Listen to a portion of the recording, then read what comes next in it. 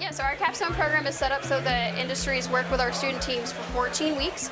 They work directly with them. They submit a proposal for an idea that they have, and the faculty will review that and pick which projects they're interested in doing with their students. And then the company works directly with the student team and works closely with them to kind of mentor them, provide them any data and advice that they need so they can complete the project that's being asked of them throughout the semester.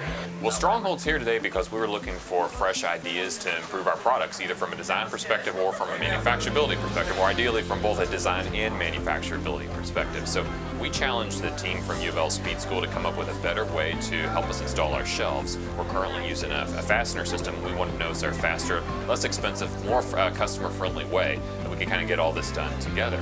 Hi, my name's Fuad. I'm sitting at U of L doing mechanical engineering.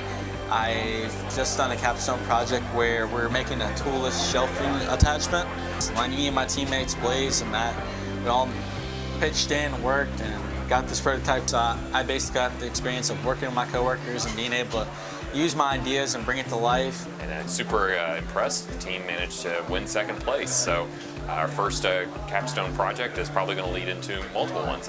Very impressed with the quality of the young men and women here, and look forward to working with U of L Speed School in the future.